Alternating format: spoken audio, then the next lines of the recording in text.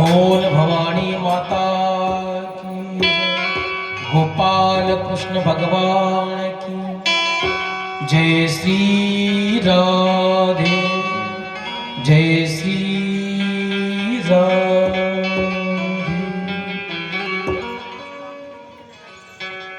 प्रस्तुत प्राप्त पवित्र स्थळी पवित्र वेळी अनादि अंबिका भगवान माडेश्वरीच्या पदस्पर्शाने पावन झालेल्या भूमीमध्ये निर्गुण निराकार तत्व नराकारामध्ये साकार होऊन भगवान दत्तात्रेयांच्या अवतार दिनानिमित्त, प्रगट दिनानिमित्त, जन्मोत्सवानिमित्त अशा गुरुदेव दत्तांच्या निमित्ताने माता श्रीमद देवी भागवत महापुराण कथा, ही कथा जीवाचं कल्याण करणारी आहे। जीवाला ज्या ज्या गोष्टींची आवश्यकता आहे अशा सर्व भक्तांच्या इच्छा पूर्ण करणारी या कथेला आपण कल्पवृक्षही म्हणू शकतो, चिंतामणीही म्हणू शकतो, कामधेनु गायही म्हणू शकतो।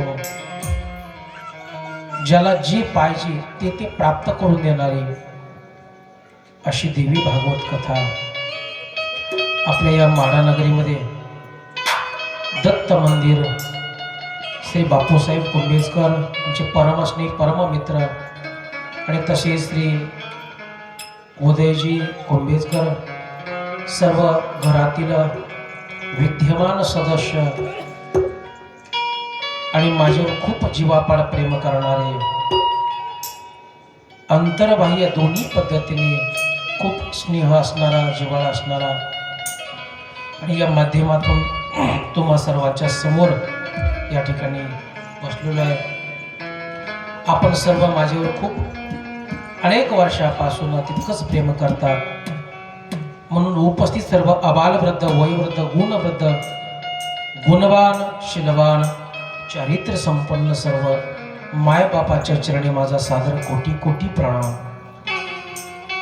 या अतिशय दुर्मिळ असणारी कथा आपण अनेक वर्षापासून रामकथा श्रवण केली, भागवत श्रवण केलंय, शिवपुराण श्रवण केलंय, गणेश पुराण श्रवण केलंय, संत चरित्र श्रवण केलंय, पण ही कथा फार दुर्मिळ आहे.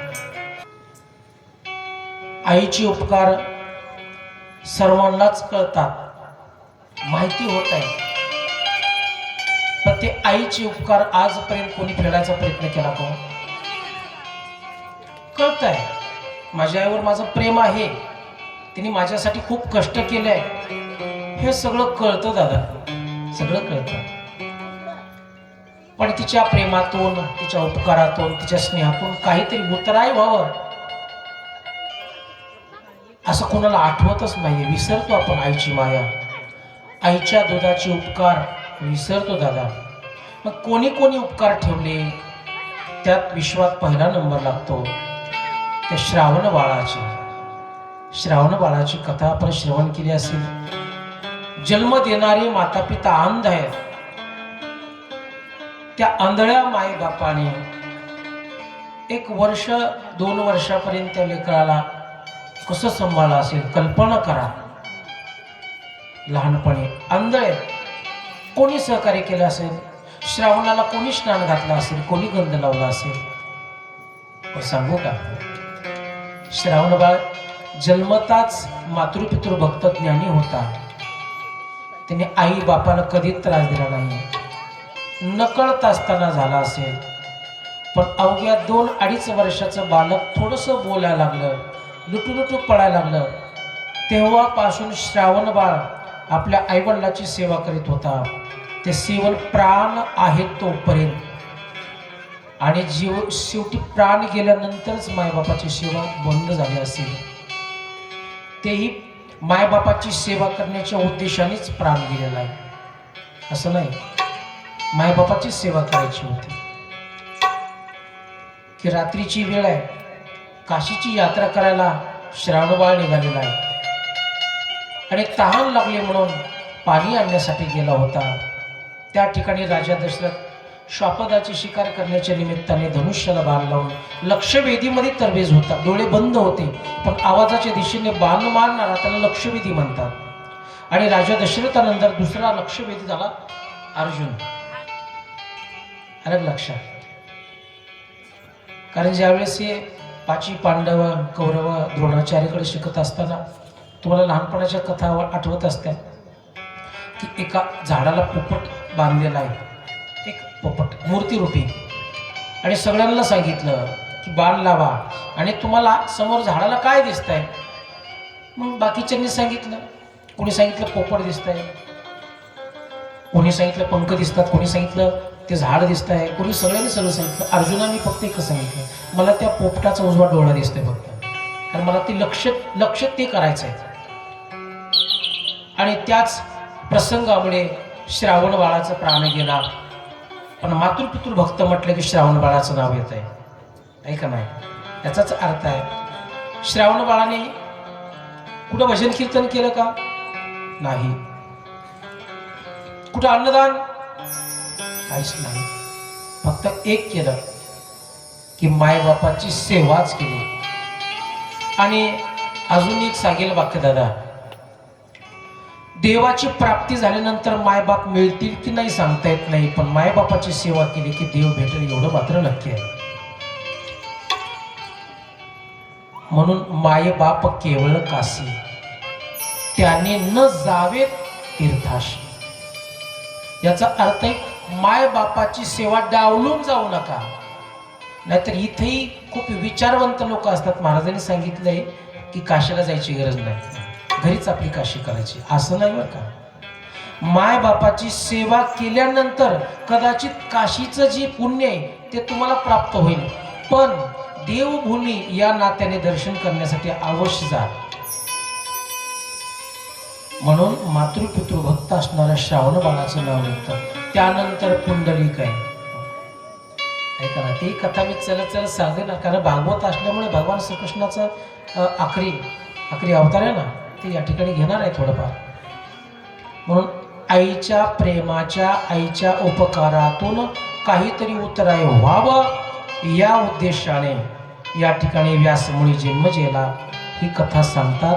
तीच कथा नैमिष्य अरण्यामध्ये सूतजींच्या रसाळवाड्यातून शिवनेची कथा श्रवण करतात. मग ते कशा पद्धतीने नैमिष्य अरण्यामध्ये गेले, कोणकोणत्या कथा सांगितल्या, कोणत्या कथेने आपल्या जीवाचं कल्याण होत आहे, आपण पाहणार आहोत. एक माझ्या श्याम सुंदराचं भजन होईल, मग कथेकडे वळूया.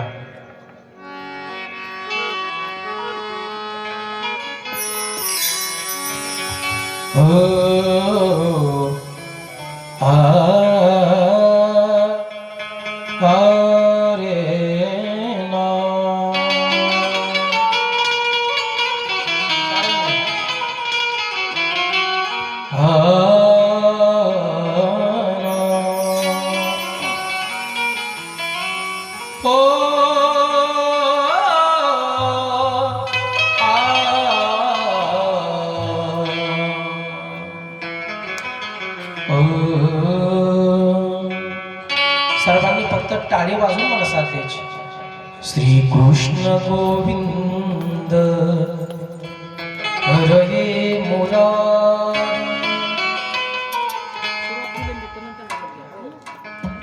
ओ श्री कृष्ण गोविंद हरे मुरारी, हे नाथ नारायण वासुदेवा. श्री कृष्ण गोविंद हरे मुरारी, हे नाथ नारायण वासुदेवा.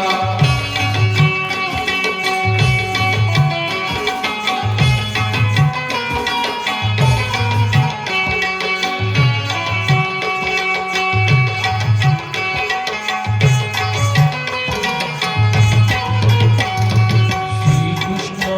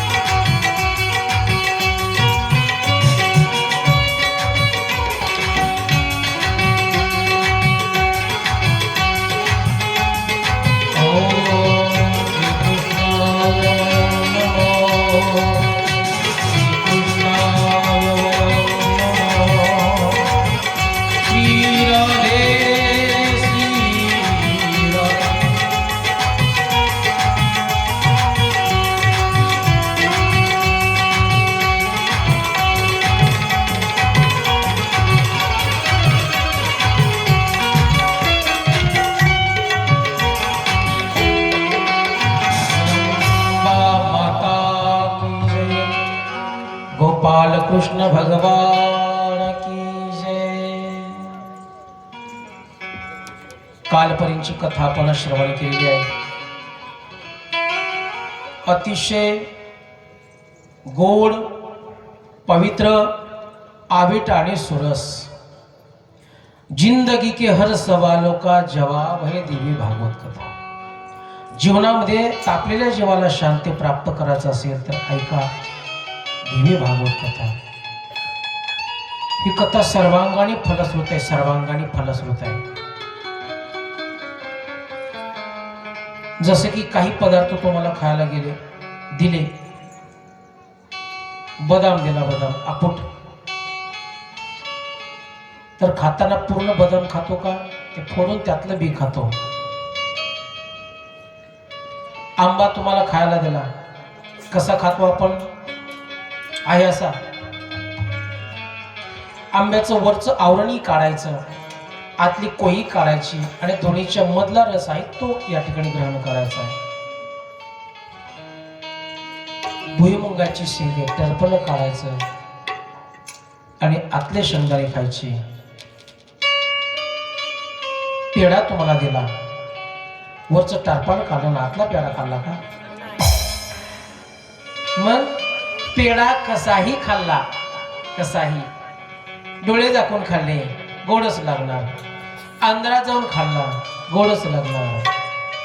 बरं याच्यापेक्षा सोपं सांगते, तुम्ही रडायला लागले, फारच रडायला लागले, इतके रडायला लागले, इतके रडायला लागले, तुमच्या तोंडात पेढा टाकला, कडू लागणार आहे का? रडताना गोडच लागणार, हसताना गोड लागणार, झोपीत खाल्ला गोड लागणार, सासूच्या चोरून खाल्ला गोड लागणार, सोनाच्या परस्पर खाल्ला गोड लागणार.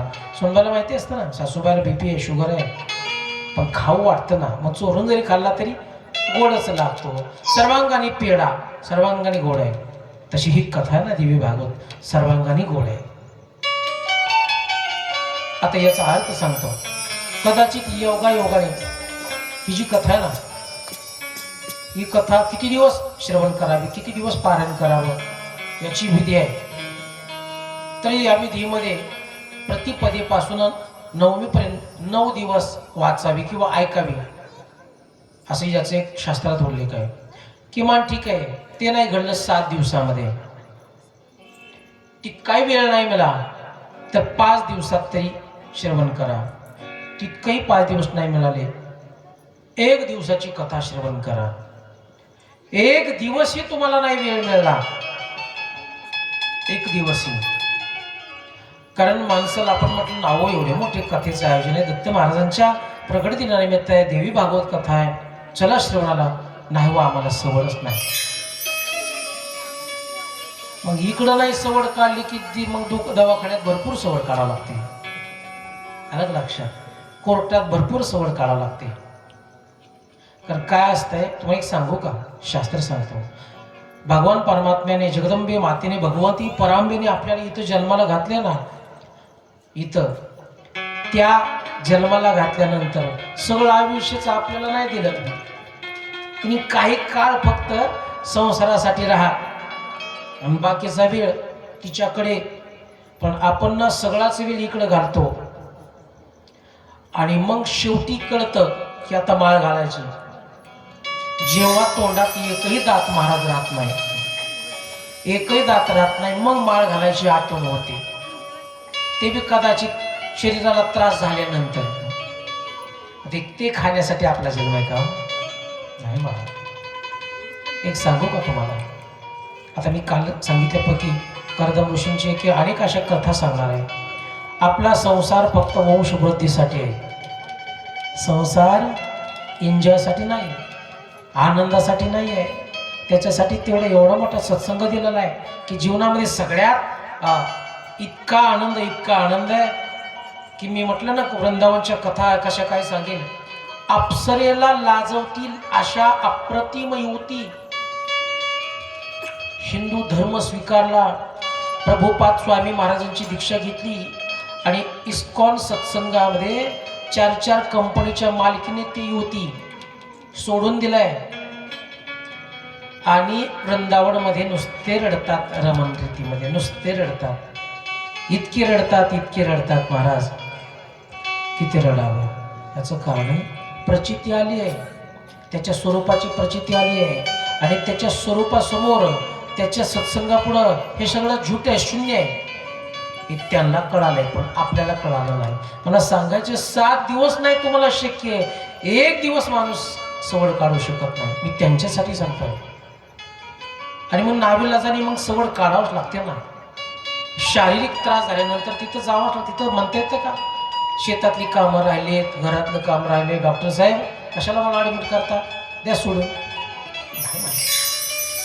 जोपर्यंत डिस्चार्ज मिळत नाही तोपर्यंत काय पडून येत येतं का? हा, पैसे नसल्यावर एखादा धूर्त आहे फार, फार काय काय धूर्त असतं फार. तसं सत्संगासाठी बघा पर्याय किती दिलेत. 9 दिवसापासून 7 दिवस, 5 दिवस, 1 दिवस नाही तुम्हाला शक्य झालं 1 तास देवी कथेत सांगतोय मी भागवत, 1 तास कथा श्रवण करा तरी जीवाचं कल्याण आहे. आणि त्यानंतर शेवटचा पर्याय सांगितला आहे की 1 क्षणभर फक्त कथा चालू असताना उभा राहा, हात जोडा, तुम्हाला नाही वेळ दर्शन घेऊन जा, तर या कथेचं सगळं फळ तुम्हाला मिळेल.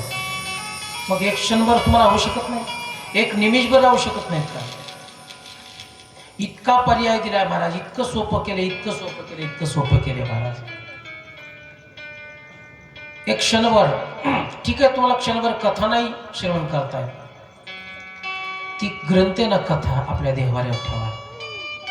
जे ग्रंथ ज्या ज्या घरी ते असेल ना त्या घराला घर म्हणता येत नाही, तीर्थक्षेत्र म्हणतात. मी माझ्या पदरचं सांगत नाही, कदाचित तुम्हाला वेळ मिळाला ते ग्रंथ वाचा. हा ग्रंथ तुम्हाला नाही अडाणी येत, आपण नाही वाचता येत, ग्रंथ ठेवा आणि अतिशय आनंदाने फक्त दर्शन घ्या त्याचं दररोज, तरी त्याची फलश्रुती आहे. याच्यापेक्षा काय सोपं सांगावं महाराज. एवढं श्रवणविधी सांगितली आहे. मग कालच सांगितलं की मन स्थिर करायला तुम्हाला चित्ताला साहित्य घ्यावं लागेल. चित्ताची साहित्य मिळाली की मन स्थिर होतं, नाही तर मन स्थिर राहू शकत नाही. एक माणूस असा समोर बसलेला असं झटकं मारायचा, असं झटकं मारायचं. मी म्हणलं हो असं काय झालं, तर सगळे लोक तुमच्याकडे बघायला लागले. तुम्ही घरून आणलाय का? मला घरूनच आलो महाराज. घर लावलं नाही का? म्हणजे घर बी लावले. म्हणजे कुलूप नाही का लावलं? सगळं लक्ष घरी तुमचं, कुलूप बी लावले म्हटले. बरं मग झटकं का देता? कुलूप लावलंय पण कडीच लावली कोणा लक्षात नाही. मग तो काय हेतून कडी लावतो घराची? काय लोक फार विचित्र आहे महाराज. म्हणून चित्ताची सहाय्यता खूप गरज आहे. म्हणून मनाला आपण सांगायचं बाबा तो थांब, गोविंद गोविंद लागला से छंद, लागला से छंद मना, लागला से छंद. गोविंद गोविंद मना